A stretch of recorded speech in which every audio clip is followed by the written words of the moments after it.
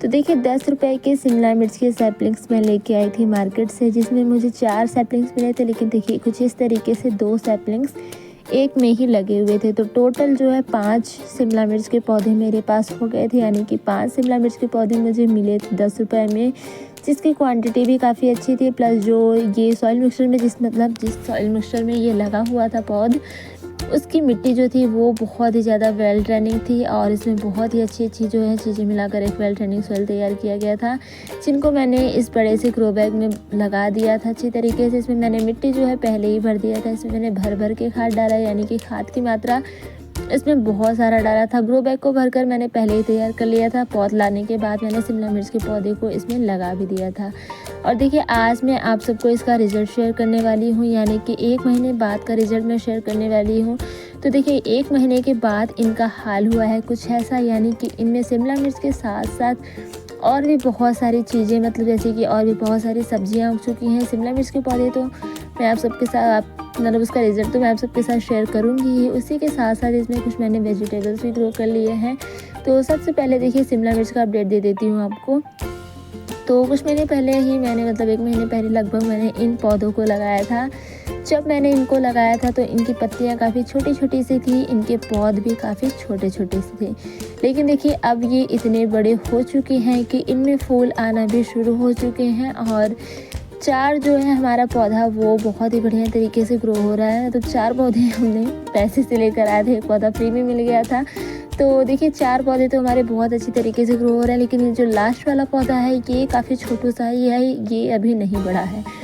शायद होता है ना कभी कभी ऐसा कि जिसमें हम पैसा इन्वेस्ट करते हैं वो चीज़ हमारा कभी अच्छा हो जाता है, और जिसमें हम इन्वेस्ट नहीं करते, यानी कि ये फ्री का पौधा मुझे हज़म नहीं हुआ, ये पौधा मेरा ग्रोथ नहीं कर रहा है, ग्रो भी नहीं हो रहा है। इसी के साथ साथ देखिए इसमें पोई, टमाटर, लोबिया यानी कि लॉन्ग बीन्स भी इसमें लग गए हैं। तो इनको मैंने जो है लगाया है। इनमें से पोई के बीजों को मैंने नहीं लगाया है, पोई खुद ब खुद जो है उग गए हैं, लेकिन उनके बीज इनमें पड़े हुए थे।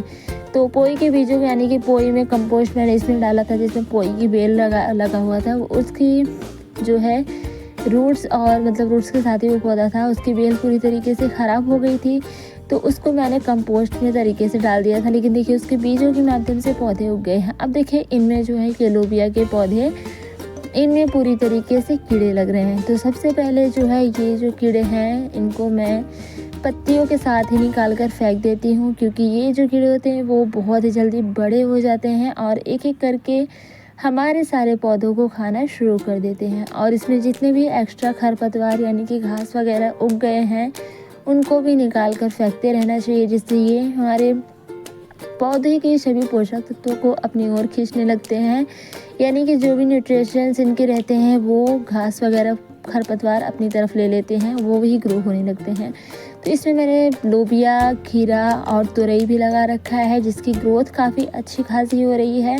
इनके मतलब शिमला मिर्च के सैपलिंग्स को लगाने के बाद ही 2-4 दिन के बाद मैंने मेरे पास कुछ बीज बचे हुए थे, तो उन बीजों को मैंने इसी में लगा दिया था। तो मैंने सोचा देखो ग्रो होता है या नहीं, लेकिन इनकी ग्रोथ काफ़ी अच्छी खासी हो रही है और अब इनमें फ़िलहाल तो कीड़े लग रहे हैं।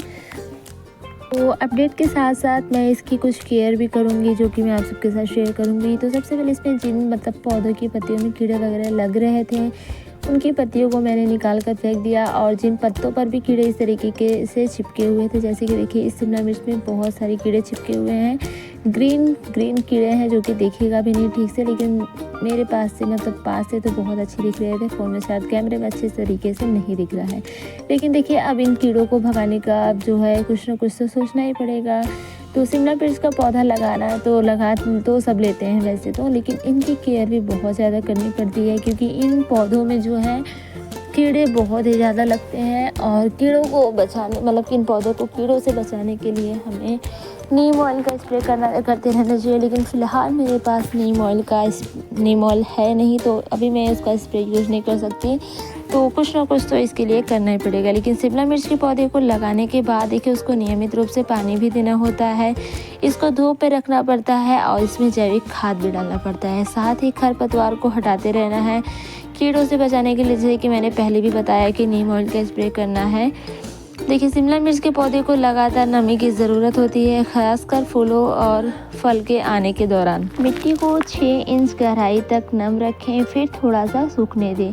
मौसम के अनुसार सप्ताह में 1 या 2 बार पौधे की गहराई पौधे को गहराई से पानी दें। अब देखिए, ये कीड़ा साफ तो दिख ही रहा है इसमें भी, तो इसी तरीके के कीड़े मेरे सारे पौधे में लग रहे हैं और ये कीड़े बहुत ही ज़्यादा खतरनाक होते हैं कि धीरे धीरे करके हमारे पौधे की सारी पत्तियों को खाते जाएंगे और इनको पूरी तरीके से ख़राब भी कर देंगे।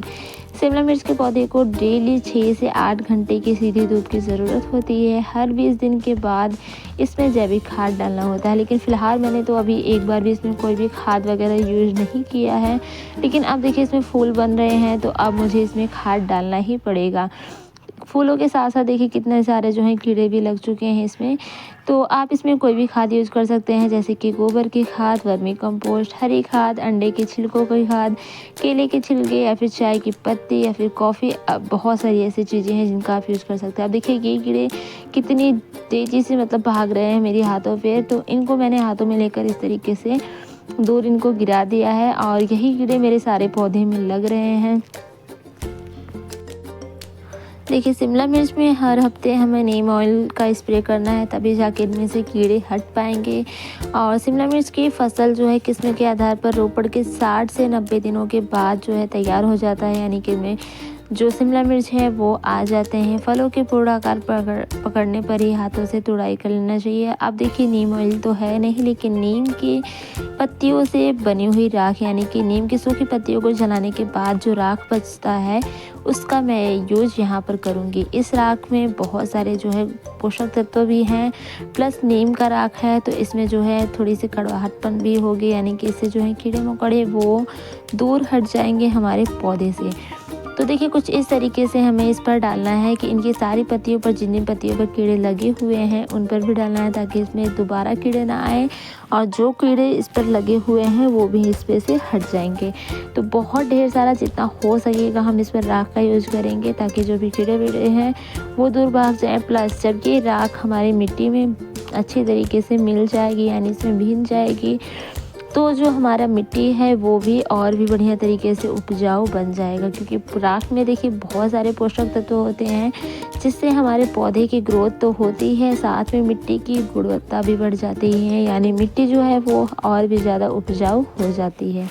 राख में पोटेशियम, कैल्शियम और फास्फोरस जैसे बहुत सारे पोषक तत्व होते हैं जो पौधों के लिए बहुत ही ज़्यादा फायदेमंद होते हैं, जिससे उसकी वृद्धि और विकास में भी मदद मिलती है और वो रोगों और कीटों से भी बेहतर ढंग से लड़ पाते हैं।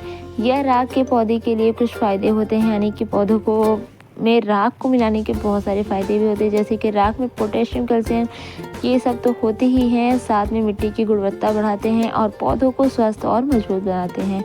राख का छिड़काव करने से पौधे में लगे कीड़े भी मर जाते हैं। मिट्टी की अम्लता को कम करने का भी काम करते हैं, यानी कि राख मिट्टी में अम्लता को कम करने में मदद करती है, जो कुछ पौधों के लिए हानिकारक भी हो सकती है। यानी कि इसके फ़ायदे के साथ साथ इसके कुछ जो है हानिकारक भी हमको देखने को मिल सकते हैं। राख एक प्राकृतिक और जैविक खाद है जो पौधों को आवश्यक पोषक तत्व प्रदान करती है। राख पौधों की वृद्धि और विकास को बढ़ाता है। यह खास करके जो है कीड़ों से लड़ने में बहुत ज़्यादा क्षमता रखता है, यानी कि कीड़ों को जो है बहुत ही जल्द दूर भगा देता है। तो जब भी किसी पौधे में कीड़े लग रहे हों, अगर आपके पास नीम ऑयल नहीं है तो आप किसी भी चीज़ों का राख ले सकते हैं, लेकिन मैंने यहाँ पर नीम की पत्तियों का राख लिया है। आप चाहे तो काऊ डंग मैन्योर का भी राख ले सकते हैं, यानी कि काऊ डंग से बने जो राख होती है उसका भी यूज़ कर सकते हैं। लकड़ी की बुरादों की भी राख का यूज़ कर सकते हैं, फिर लकड़ी की राख का यूज़ कर सकते हैं। तो 1 महीने के बाद देखिए हमारा शिमला मिर्च जो है वो बहुत ही बढ़िया तरीके से ग्रो हो चुका है। ग्रो के साथ साथ अब इसमें देखिए छोटे छोटे से फूल बनना भी शुरू हो चुके हैं। इसी के साथ हमने इनमें जो भी बीज लगाए थे वो भी बहुत ही बढ़िया तरीके से ग्रो हो गए हैं। चैनल को सब्सक्राइब ज़रूर करना।